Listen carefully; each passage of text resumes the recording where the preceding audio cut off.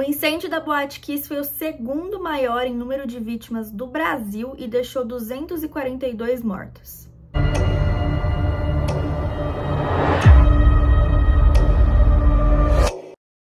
Olá, gente, tudo bem? Como vocês estão? Passando bem a semana? Dormiram bem essa noite? Antes da gente começar o caso de hoje, eu acho bom a gente dar uma conversada, né? Queria pedir para vocês tomarem muito cuidado com o que vocês estão pensando em deixar nos comentários desse vídeo. É uma tragédia recente, aconteceu em 2013, aconteceu aqui no Brasil, então é um assunto muito delicado pra gente falar, então, de fato, tomem cuidado. Sei que vocês vão me perguntar, então sim, eu assisti a série, preferia não ter assistido, sinceramente. Eu postei um vídeo sobre isso lá no TikTok, um desabafo mesmo, falando que eu concordo totalmente com a produção da série e com a intenção que ela tem por trás, né, tanto a série quanto o livro, Todo Dia, Mesma Noite, que é justamente relembrar tudo que aconteceu, não deixar que isso caia no esquecimento, tanto para prevenir que aconteça outras vezes, né, tanto porque até hoje, 10 anos depois, nenhum dos responsáveis foi punido. Enfim, é isso. Vamos começar o caso de hoje com participação especial do cachorro, que tá aqui no meu colo. Então vocês vão ver várias orelhinhas passando aqui embaixo. Dá oi pras pessoas, Lola. Tá com sono, né, meu bebê? Volta aqui pro meu colinho, fica confortável. Bom, vamos começar falando um pouco da história da boate, né? Ela inaugurou dia 31 de julho de 2009, lá na cidade de Santa Maria, no Rio Grande do Sul. O principal sócio da boate era o Elisandro Calegaro, que era conhecido como Kiko, então vamos chamar ele pelo apelido. Mas ele não era, tipo, dono da boate, porque não tava no nome dele, tava no nome da mãe e da irmã. O outro sócio era o Mauro Hoffman, ele comprou, acho que metade da boate em 2012 para salvar o estabelecimento da falência. Ele já tinha uma certa experiência, assim, porque ele já era dono de uma boate bem maior que a Kiss, que ficava em outra cidade próxima. Ele também tinha bares, casa de shows, enfim. Gente, a Kiss era o lugar de Santa Maria para fazer rolezinho universitário. Santa Maria é uma cidade universitária, tem 8 universidades lá, e uma delas é a Federal de Santa Maria. Eu estudei lá em São Carlos, e lá tem 2 faculdades públicas grandes, né, a USP de São Carlos e a UFSCar. Então eu sei bem como é essa vibe de cidade universitária, toda semana um monte de rolê, e tem os lugares mesmo que tem todos os rolês, a gente já sabe qual vai ser bom, qual não vai pelo lugar, entendeu? O Kiko, ele ajudava a divulgar os eventos, também pagava uma comissão para os estudantes que organizassem as festas ali, se eles vendessem muitos ingressos. Então toda semana tinha coisa de 2, 3, 4 festas na Kiss.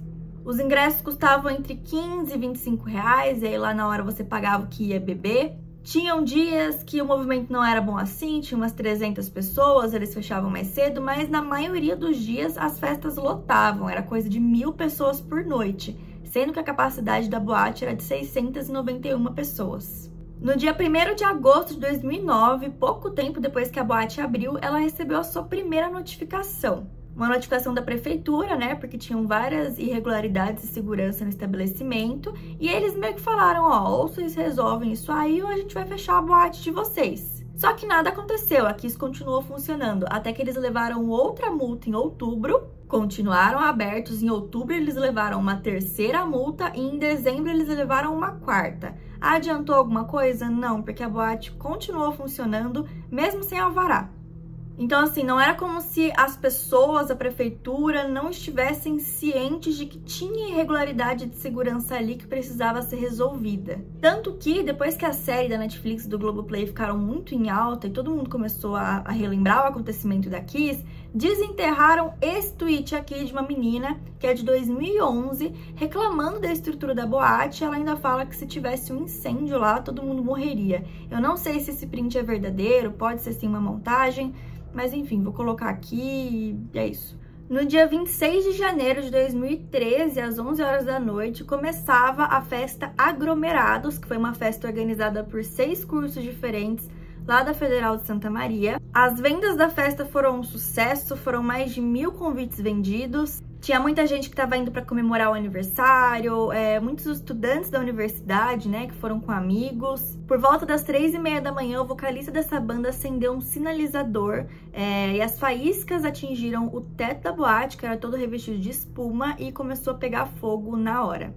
Esse sinalizador era impróprio para ser usado em ambientes fechados, mas ele custava R$ 2,50, enquanto o sinalizador que podia ser usado em ambientes fechados, que não tem pólvora e não pegaria fogo, custava R$ 50.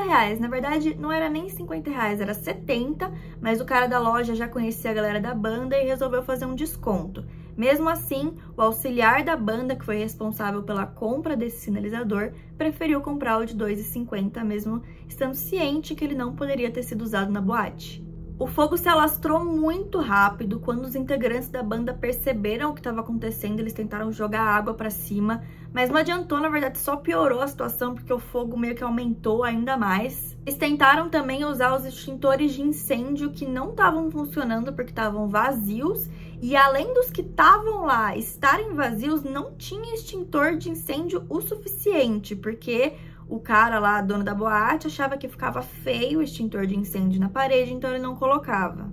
Quando as pessoas começaram a perceber o que estava acontecendo, todo mundo foi indo pro fundo para tentar sair pela única saída que a boate tinha. Só que não rolou comunicação entre os seguranças que estavam lá na frente do palco e viram o fogo acontecer com os seguranças que estavam na porta da boate. Então eles não estavam deixando as pessoas sair, dizendo que eles não tinham pagado comanda. Falando sem comanda não sai, sem comanda não sai, as pessoas desesperadas para sair, todo mundo ia se empurrando. Alguém lhe referiu se se foram barrados para sair pelos seguranças? Houve essa referência? Sim. O que lhe falaram sobre isso? Que os seguranças trancaram as portas achando que fosse briga e isso aí que meu irmão falou que talvez 1 minuto, 2 minutos, isso aí poderia ter salvo muitas pessoas, né, se tivessem aberto as portas. E na frente da porta de saída também tinha um guarda-corpos, que é uma barrinha assim, que geralmente fica para direcionar filas e tal, que também não deveria estar ali. Então as pessoas começaram a ser pressionadas contra essa barra, e aí muita gente desmaiou por falta de ar. As pessoas foram desmaiando e foi literalmente se formando uma pilha de corpos, um em cima do outro, que também impedia a passagem das pessoas e dificultou com que muitos saíssem da boate. Eventualmente os seguranças perceberam o que estava acontecendo e deixaram as pessoas saírem, mas gente, numa situação dessa, cada segundo é extremamente precioso. Com certeza esse foi o motivo de muitas pessoas não terem conseguido sair a tempo e falecerem. Como se tudo isso não bastasse, a boate também não tinha nenhuma janela para ventilar e o sistema de ventilação de ar estava obstruído, então não tinha como dispersar a fumaça, e aí a fumaça tomou conta de tudo em poucos segundos. Circuito, se apagou as luzes, aí a situação ficou incontrolável, sabe? Sem controle, não tinha o que tu fazer, tu era empurrado para onde a massa ia. E eu só tentava ir reto.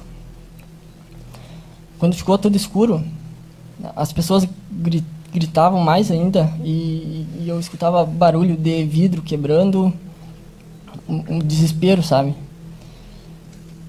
E daí eu lembro que eu segui caminhando assim o que eu podia e começou a ficar mais intensa a fumaça.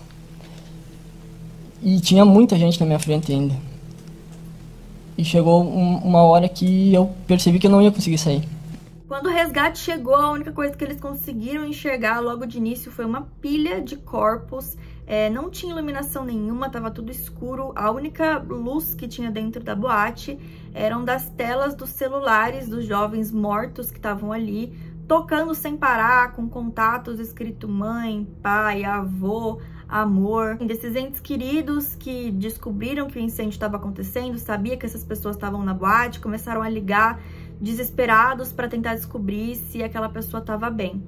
E, gente, na hora do incêndio, as luzes da boate pararam de funcionar, não tinha nenhuma luz de emergência, não tinha luzes que indicavam a saída da boate, então era basicamente um labirinto escuro e a fumaça ainda escura dificultou. Os bombeiros começaram a retirar os corpos dali, procurar por sobreviventes, mas muitos falam que era uma situação, assim, sem esperança. E quando eles chegaram no banheiro, a situação estava muito pior. O total de vítimas dessa tragédia foi de 242 pessoas e 180 delas estavam no banheiro. Isso porque, como eu falei aqui, tudo escuro e não tinha luz de emergência. A única luz que dava para as pessoas verem era a luz da frestinha da porta do banheiro, sabe? E aí muita gente achou que fosse uma saída de emergência e se aglomerou na frente da porta. Pra quem assistiu a série, a cena do banheiro é desesperadora e eu acho que foi o que mais mexeu comigo, assim, porque é lógico que eu não consigo imaginar o desespero, mas eu imagino que muitos abriram ali a porta do banheiro com a esperança de que iam sair, e aí eles viram onde eles estavam, e aí eles perceberam que era aquilo, sabe? Eles não iam mais conseguir sair dali. E, enfim, é uma coisa horrível, eu não tenho nem o que falar aqui. Um relato de um sobrevivente no julgamento que aconteceu em 2021, falando que as pessoas tinham que retirar os corpos e os sobreviventes, as mulheres puxando pelo cabelo e os homens puxando pelo cinto, porque se eles pegassem na pele ali, tentassem puxar pelo braço, a pele da pessoa saía. Gente, tava muito quente dentro da Kiss aquele dia, a temperatura chegou a até 135 graus. Ele me contou que os homens ele puxava pelo cinto e as meninas ele puxava pelos cabelos. Porque se ele pegasse por um braço, ele tirava a pele das pessoas. Então foi o jeito que ele achou pra puxar sem arrancar a pele de ninguém.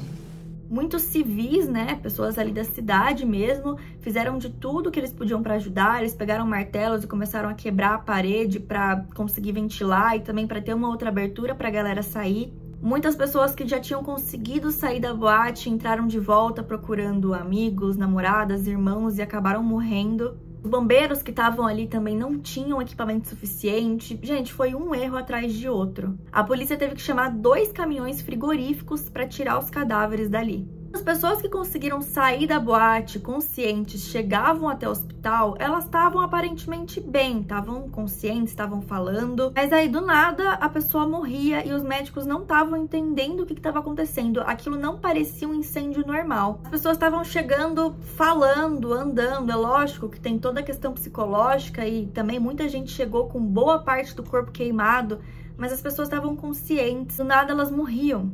E depois de um tempo eles descobriram o que estava matando tanta gente. A espuma que estava ali revestindo o teto da boate que pegou fogo deveria ser uma espuma anti-chamas, mas né, essa também era mais cara, então colocaram a mais vagabunda que tinha. E essa espuma liberou cianeto, que é uma substância extremamente tóxica, uma substância incolor, que não tem cheiro, você não sabe que você está respirando isso, então por mais que eles colocassem pano molhado no rosto, cobrissem com a blusa, eles estavam inalando esse gás de qualquer forma. Esse gás, só para vocês terem uma noção, é o mesmo que era usado na época da Segunda Guerra para executar os prisioneiros no campo de concentração. Por conta da situação, que quando colocaram uma vítima supostamente viva dentro da minha ambulância, e era uma menina. Essa menina, ela estava já sem vida, embora com a fisionomia muito viva, né? E com os lábios ainda com cor viva e com a pele com cor viva. E isso é uma característica de pacientes que vão a óbito, que morrem com intoxicação, né? Por cianeto, né? Então, naquele momento eu comecei a entender no que realmente a gente estava lidando, né? Com o que a gente estava mexendo, assim, qual era o potencial de risco mesmo daquela fumaça, né? Daquele incêndio com um monte de gente enclausurada dentro do ambiente fechado. E assim, várias das pessoas que sobreviveram e inalaram esse gás tiveram sequelas, tiveram que fazer tratamento a longo prazo, porque é um veneno, gente, elas respiraram um veneno. Tanto que não foi o fogo que matou a maioria das pessoas, foi culpa do gás mesmo. Na hora de identificar os corpos foi outra luta e outra coisa horrível. Para a polícia e para os médicos que estavam ali, foi mais fácil identificar os corpos dos homens, pela questão de costume mesmo, né? O homem tem costume de colocar tudo, documento dentro da carteira e guardar no bolso da calça. Mulher geralmente tem costume de colocar na bolsa e, né, as bolsas foram perdidas na boate. Fora que a gente também, quando tá saindo num grupo grande de amigas, geralmente uma só leva a bolsa e coloca o documento de todo mundo lá dentro.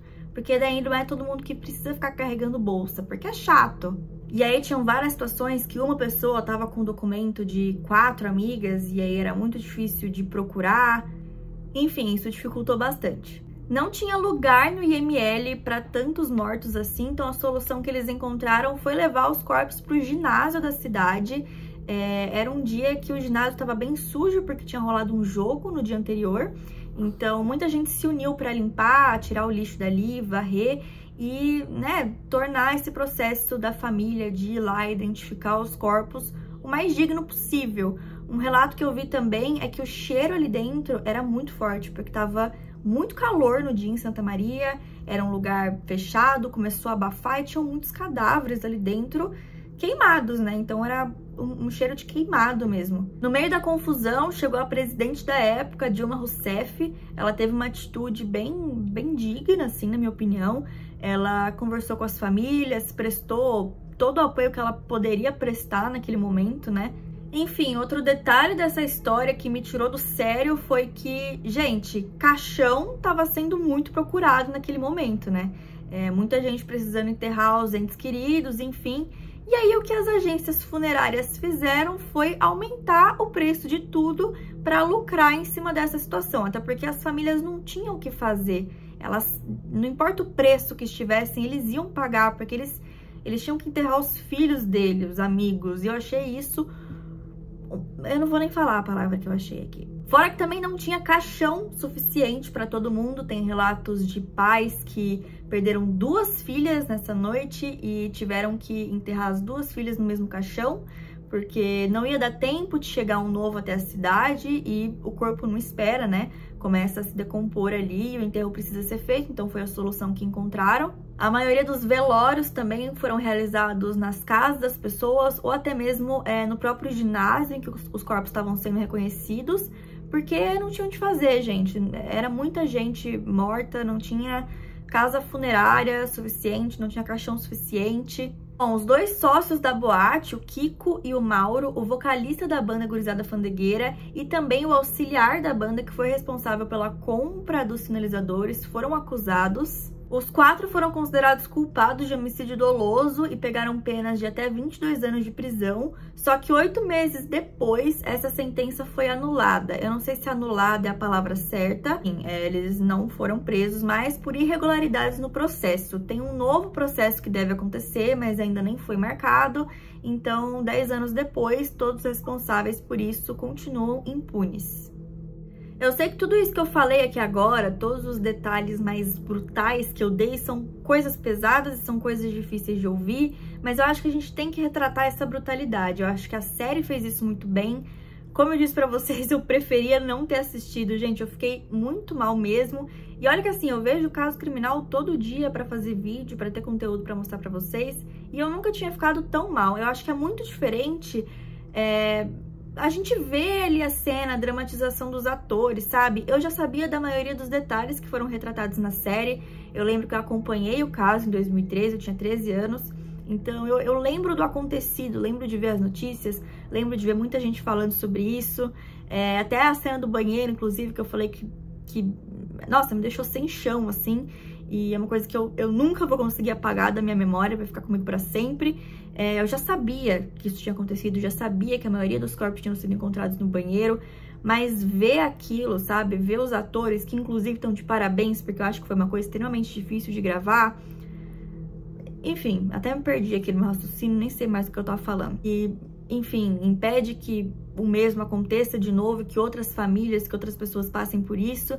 E também faz as pessoas irem à luta, né, pra tentar responsabilizar as pessoas que são culpadas por isso. Gente, não foi um acidente, tá? Isso agora é a minha opinião. Eu sei que tem muita gente que não concorda, mas ao meu ver não foi um acidente. As pessoas estavam assumindo o risco quando compraram um sinalizador que não podia, quando colocaram espuma que não podia, quando o cara permitiu que a boate dele funcionasse sem alvará, que ele vendeu mais convite do que poderia vender para lucrar, né? E aí deixou uma boate super lotada, quando ele não colocou luz de emergência, não colocou saída de emergência também, porque uma boate daquele tamanho deveria ter pelo menos 2 em direções opostas, tinha só uma que não era da largura o suficiente, né, a largura que é recomendada aí pela lei, que eu nem sei quanto é, mas era muito mais estreita do que deveria ser, e isso também bloqueou a passagem da galera. E também é um caso que mudou completamente a forma, principalmente dos jovens, né, de verem a vida, gente. Como eu falei pra vocês, eu tinha 13 anos na época do crime, então eu lembro de ver as notícias. E até hoje, mesmo que inconscientemente, eu entro num lugar fechado, a primeira coisa que vem na minha cabeça é o incêndio da Kiss. E eu tenho o costume de olhar e localizar onde eu tô, sabe? Ver onde tem saída de emergência, ver onde é a porta mesmo, ver onde eu tô. Eu acho que é uma coisa que eu faço, assim, sem pensar muitas vezes, que me leva 5 segundos e que pode salvar minha vida. Enfim, esse foi o vídeo de hoje, eu espero que vocês tenham gostado. A Lola vai vir dar um oizinho agora pra vocês, pra amenizar um pouco o clima tenso que ficou com esse vídeo, né, meu bebê? Mostre a sua carinha linda pras pessoas, pra todo mundo ficar feliz. Você pode olhar pra câmera, por favor? As pessoas estão falando com você. Seja educada. Enfim, a Lola também pediu pra vocês se inscreverem no canal e deixarem um like. Tchau e até o próximo vídeo.